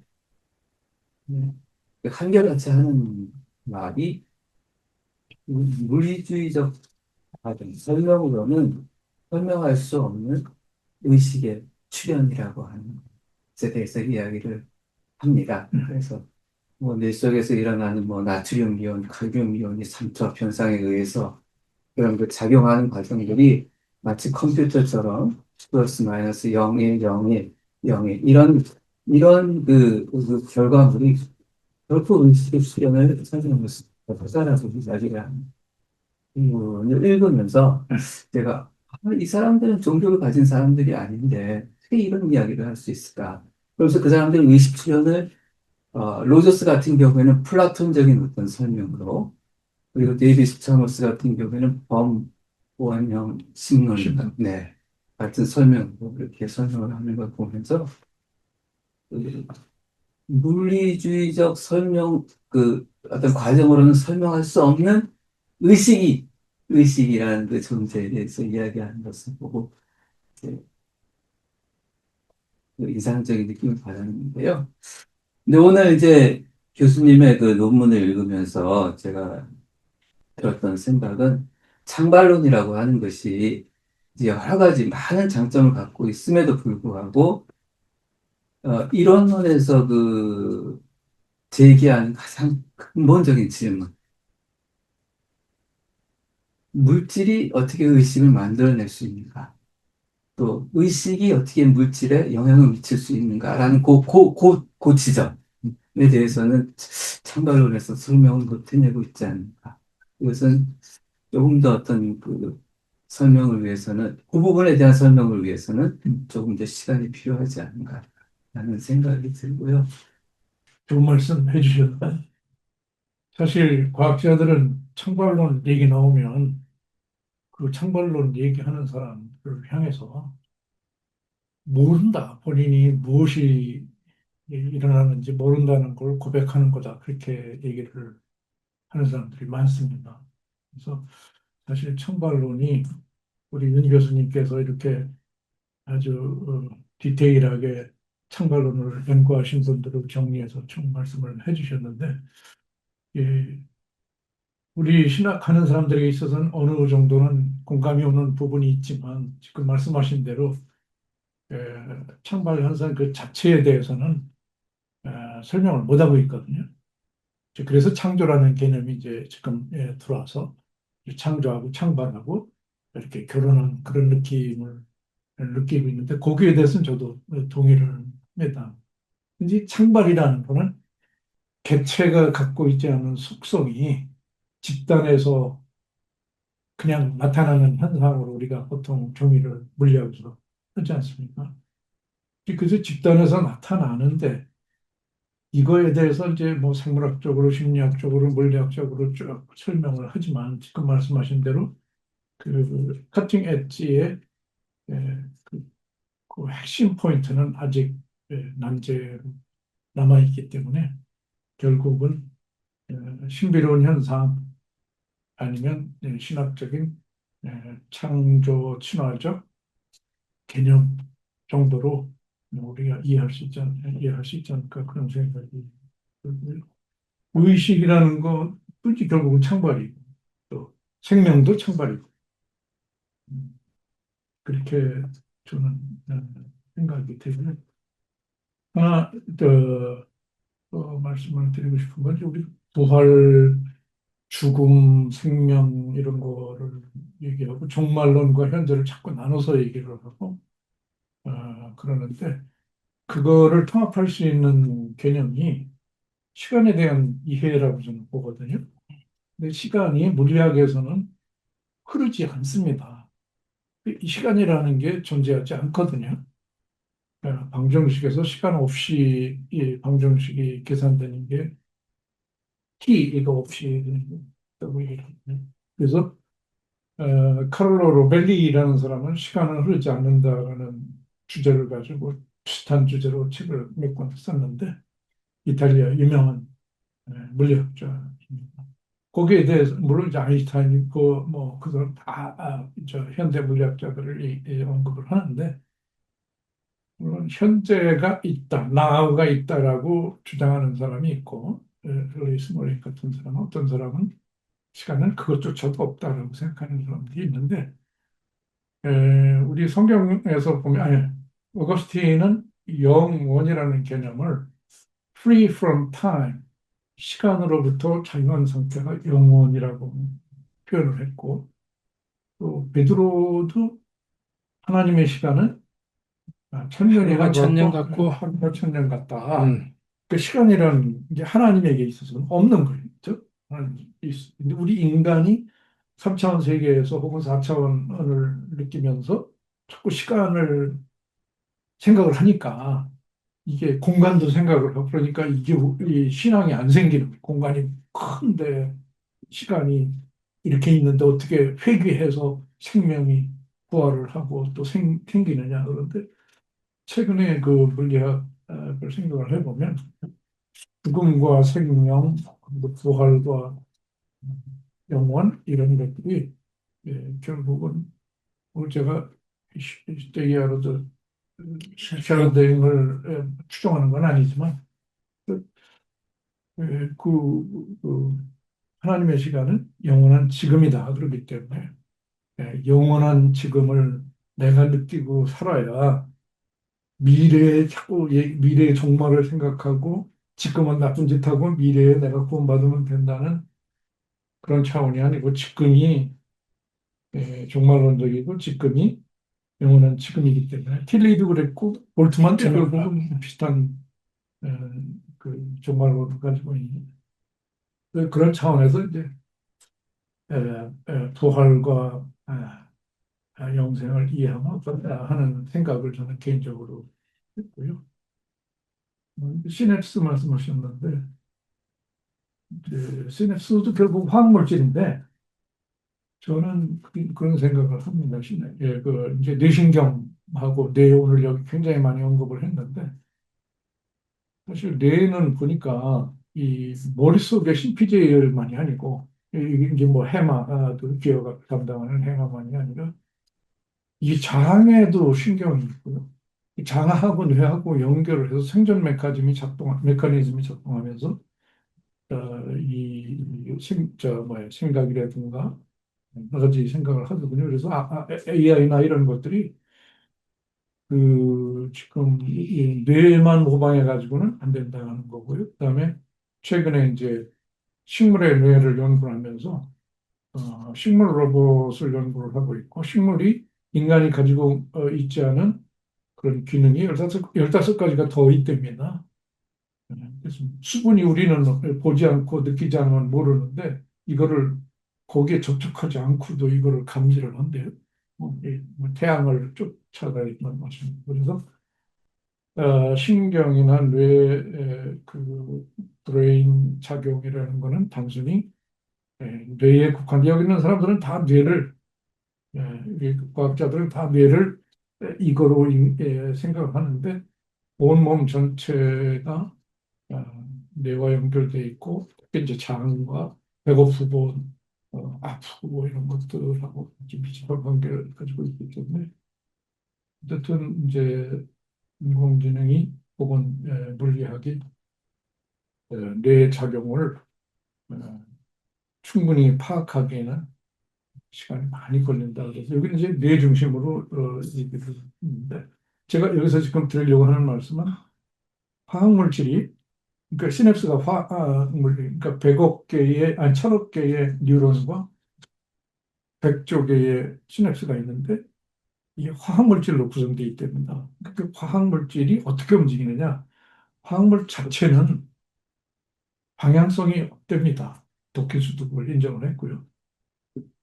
그런 방향성이 생겨서 화학 반응을 하고 생존 메커니즘을 발전을 하려면 혹은 뭔가 하려면 도킨스의 스승이 박사 사정관이 있었더군요. 그 데니스 노블이라는 분이. 예, 그 사람이 생명에 대해서 연구를 많이 했는데 이 화학물질이 이 뷰티를 좋아하고 그 다음에 그 합성 원리라는 말을 쓰더라고요. 화이트헤드를 그 사람이 읽은 게 아닌가 그런 생각도 들고 그래서 이제 그러면서 이제 결국은 좀 말씀하신 내재적인 현재적 역사가 작용하는 게 아닐까 하는 그런 생각도 들고요. 지금 제가 너무 엉뚱한 얘기를 많이 한 것 같은데 우리 청반문적 인간예 쪽으로 포커스를 더 맞췄으면 좋겠어요. 아직 한 시간이 좀 있는데. 김준 목사님 뭐 말씀하시려고 하는 것 같습니다. 저는 전도사고요. 그런데 오늘 글을 읽었을 때 그 창발 이론은 앞서의 견해나 어떤 이론들을 많이 극복한 이야기라고 생각됐어요. 그래서 굉장히 흥미롭게 들었고요. 그 논평해 주셨던 부분에 보면은 이게 현대 세속 지성인들은 정신을 물리와 독립된 실체로 보지 않으며 특히 하향적 인과성의 실체성이 매우 회의적이다. 정신은 고도로 조직된 기능적 패턴이지 독립적 실체가 아니다라는 이런 자연주의적 관점을 가지고 있다. 이런 얘기가 나오고 있는데요. 그러니까 만약에 그렇다라고 하면, 그러니까 기능적이지 독립적인 실체가 아니다라고 하면은 그 세계 2차 대전 때 감옥에서 그 가스실로 갈 때 어떤 그 아이들 데리고 가는 교사가 걔네들이 그 가스실을 데려가는 걸 자기가 그걸 같이 가면서도 그 정확한 워딩은 아니지만 그 마음속에는 우리가 이렇게 가는 것도 하나님의 나라에는 일조하는 거다라는 얘기를 하는 믿음을 지키면서 아이들을 보호했던 것 같아요. 그래서 우리가 이제 숨을 수 있는 곳으로 갈 거야 이렇게 해서 아이들을 데리고 왔는데 같은 일에 대해서 전혀 다르게 반응할 수밖에 없는 기독교인을 하기에 오늘 얘기가 되게 저는 도움이 좀 됐어요. 그러니까 제가 기독교인이 돼서 그렇지만 점점 더 하나님이 말해주신 세계는 너무 놀라운데 그거를 사람들한테 말하기에는 너무 많은 걸 얘기하는데 실제로 전해지는 거는 사람들이 굉장히 심플하게 받아들이고 있는 거를 보면서 그런데 전혀 다르게 살 수 있다라는 얘기를 이제 자꾸 해야 되는 입장에 제가 있으면서 오늘 얘기들은 여러모로 저는 도움이 많이 됐어요. 고심을 하면서, 우리 모두 고심하면서 이렇게 공부해야 될 부분이라고 생각했습니다, 저는. 저는 그 창발론에 대해서 제가 좀 비판을 했기 때문에 다시 옹호하고 싶거든요. 그러니까 왜냐하면 이제 저는 유 교수님하고 똑같은 길을 간다고 제가 얘기했잖아요. 근데 이제 자연주의자라고 얘기하면서 좌절하는 경우가 있는데, 그거는 이제 논점은 확실해. 제가 좀 설명을 그 사람들하고 제가 논쟁하면서 느꼈던 거는, 그분들은 그거예요. 그러니까 만약에 이제 신경이, 뇌신경에서 뭐 간단하게 뇌라고 하죠. 물리적인 뇌죠. 화학적인. 근데 거기에서 정신이 나오는 거 인정해요. 근데 그 정신이 실체가 아니라는 거예요, 사람들은. 그냥 물리의 연장이라는 거죠. 그래서 그 사람들은 좀 아까 쓴 말도, 이제 우리 그 최고의 물리주의자가 코리안이에요.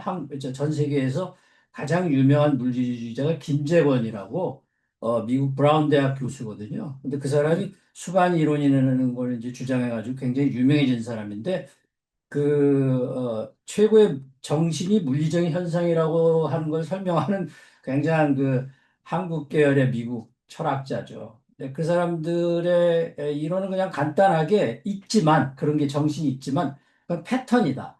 연장으로 있는 거다. 그러니까 물리적인 거다라는 걸 주장하고 싶고, 그럼 그에 대해서 우리는, 그럼 아까 얘기한 대로 하향적인 거 있지 않냐. 우리가 물론 이 몸으로 이루어져 있고 여기에서 정신이 나온 거 인정하지만, 그러나 그 정신이 나온 순간 몸에다가 영향을 미치지 않니?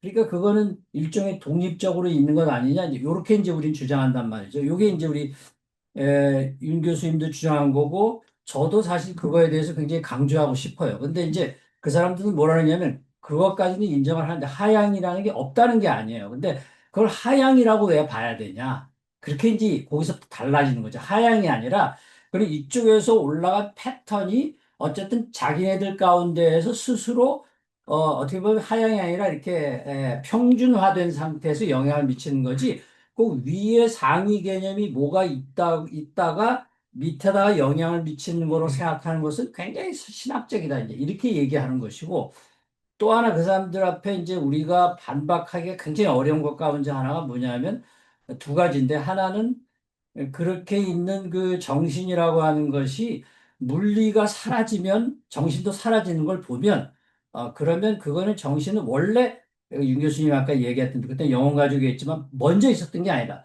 우리 말로 이야기하면 선험적으로 있던 게 아니다. 그래서 사후적으로 우리가 패턴을 보면서 그런 게 있다라고 얘기하니까 있는 거지, 그게 먼저 있었다가 들어와가지고, 그래서 육체 속에 들어와가지고 이렇게 하여튼 독립적으로 존재한다, 실체적으로 존재한다, 이렇게 얘기할 수가 없다라고 하는 것이고, 그러다 보면 다시 얘기하지만 정신 현상은 있지만, 그러나 그게 지속된다라고 하는 얘기. 왜냐하면 우리가 하나님 나라를 얘기하고 영생을 얘기하면 그게 지속이 돼야 되잖아요. 이제 지속되는 게 없다 이거예요. 실체가 없는데 어떻게 지속되냐 이거예요. 그건 패턴인데. 그 패턴이 지속되려면 그거를 봐주는 사람이 있어야 되죠. 수소 두 개하고 산소 하나가 있는데 그걸 물이라고 보는 거는 우리 인간 때문에 그걸 물이라고 그러지, 다른 애들 그냥 그걸 먹으면서 수소와 산소를 즐기면서 전 세계 생물이 그냥 존재하고 있어요. 근데 우리는 그거를 창발적으로 보면서 물이라고 얘기하고 있는데, 그렇게 하는 인간이 있어야 되거든요. 그 패턴을 보는. 그러면 우리 인간이 죽어서, 아까 임 교수님 얘기한 대로 어떤 우리가 가치와 의미를 만들어서 역사적으로 우리 인간이 만드는 총체성, 이거를 영혼이라고 한다면 그거가 존재하기 어렵죠. 그러나 그거를 봐주는, 받아들이는 제3의 존재가 있어야 되는 거죠. 이게 하나님이죠. 하나님 나라, 하나님이 있어야, 그래야 그게 존재하는 거지. 그렇지 않으면 그게 통전적이라고 누가 이해를 하겠어요. 그냥 흩어져 있는 거지. 우리가 만들어 놓은 모든 것들이 있는 건데, 그 만들어 놓은 모든 것들을 누군가가 그거를 의미 있다라고, 가치 있다라고 봐주는 제3자가 없으면 아무런 소용이 없거든요. 우리 딸이 있든지 뭐 아들이 있든지 후손이 있든지, 아니면 그거를 영원히 바라다보고 있는 그 누구, 이제 이게 하나님이겠죠. 이렇게 얘기하는 도식에서 여전히 신학자가 들어올 그런 개입할 수 있는 공간이 충분히 있다고 보기 때문에, 창발이라고 하는 거를 우리가 이야기하더라도 충분히 저는 설득력이 있다고 보는 거죠. 그런 점에서 그 창발이 어떤 창발이냐 하는 데 있어서 논점의 차이가 있는 거지, 그걸 무조건 내칠 필요는 없다. 이렇게 생각해서 오늘 윤 교수님이 오랫동안 준비하신 거에 대해서 너무 희석되는 것 같아가지고 좀 이렇게 더 얘기하고 싶었습니다. 근데 저 시간이 좀 많이 갔는데 마지막으로 어리석은 질문인데, 뭐 우리가 이론론이다, 장발이다 할 때 그런 그 장발의 원리 자체를 어떻게 설명할 수 있을 건지, 다른 예를 들면 저는 항상 이게 진짜 궁금했어요. 어렸을 때 길가에서 노는데 어떤 애는 키도 작아요. 집안이 부유한 것도 아니야. 그런데 지보다 덩치 크고 지보다 더 잘 먹고 혈색도 좋고 덩치도 큰 놈들을 쫙 줄 세우고 야야야 줄 서 줄 서. 너희들은 이쪽 팀하고 너희들은 이쪽 팀하고 너 그러면 안 돼. 제가 골목대장 노릇을 한다고요. 그러면 이 골목대장 노릇을 하게 하는 그 무엇, 그걸 뭘 셀프라고 하든 뭐라고 하든 그거는 어떻게 만들어지는 거냐. 잘 먹고 덩치도 더 좋은 애는 더 좋은 정신을 만들어 갖고 도리어 얘를 제압해야 될 거 아니에요. 근데 이게 현실에서는 안 일어나거든. 그런데 우리가 그것을 갖다가 걔는 기프티드다. 또는 뭐 어렸을 때부터 가지고 태어났다. 그렇게 얘기를 한다고요. 뭐 뭐라고 표현할지 모르지만 그럴 때에 우리가 장발 또 스스로 만들어내는 그 이외의 어떤 개입을 전제해야 되지 않나 그런 생각이 듭니다. 그게 예정론이든. 아이, 정신분이죠. 아이 배고파. 교수님 뭐 하시고 싶은 말씀 있으면 마지막으로. 마무리 한 예, 뭐 말씀. 창발 개념에 대한 가장 그 기본적인 이해들이 좀 필요하지 않나 이런 생각은 하고요.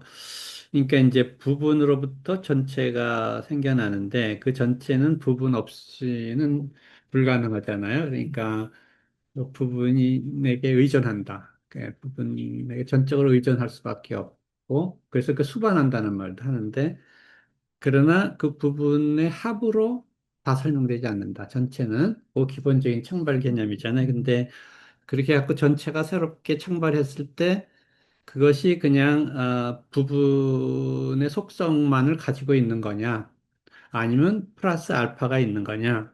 그래서 그 차이가 이제 약한 창발, 강한 창발 얘기하는 거고, 그래서 부분에서 전체로 가는 버텀업 커젤리티, 버텀업 커제이션이 있지만은 그러나 동시에 창발된 전체로부터 부분으로 오는 탑다운 커젤리티가 있다라고 하면 이제 그거는 강한 창발로 인식되는 거고 강한 창발을 인식한다면 그것이 하나의 주체성의 자리라고 보는 거예요. 그렇게 되면 인간의 마음이나 정신이나 영혼의 실제가 있다라고 보는 거거든요.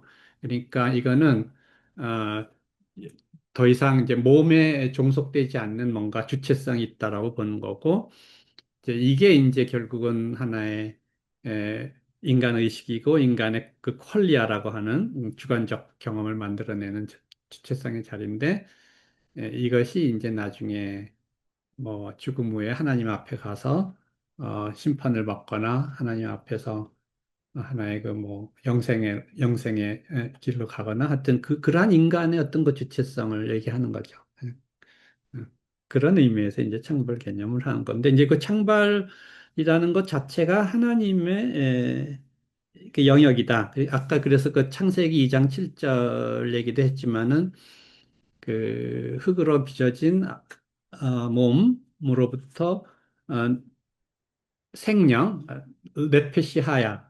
그게 이제 리빙 비잉이거든요. 우리가 전통적으로 그걸 영혼이라고 번역했는데 영혼이라기보다는 이제 리빙 비잉인데 살아있는 존재로 인리븐 되는 거, 애니메이션 되는 거, 그것이 이제 느샤마, 생명의 역할이거든요. 그러니까 그 성령의 역할이라는 것이 몸으로부터 정신이 창발해내는 하는 그 기능을 그 역할을 하시는 거거든요. 그러니까 그것을 우리는 성령이라고 말하는데 그 성령을 걷어가시면 더 이상 우리가 존속할 수 없게 되는데 그러나 그 느샤마가 생기가 인간을 구성하는 하나의 육체와 다른 영혼이라고 하는 구성 요소로 들어오는 게 아니에요, 이게. 그걸 그렇게 해석했거든요. 전통적인 서구 헬레니즘 세계로 기독교가 넘어간 이후에는 이 본문을 가지고 생기가 영혼이라고 아이덴티파이 돼 갖고 영혼과 몸이 합해서 한 인간이 됐다. 이렇게 해석을 했는데 그게 잘못됐다는 거거든요. 이게 생기는 인간의 구성 요소로 들어오는 게 아니고 생기로 있음으로 말미암아 인간이 몸에서부터 정신이 뇌피시 하야가 살아있는 존재로 창벌되는 그게 말하자면 에스겔에 보면은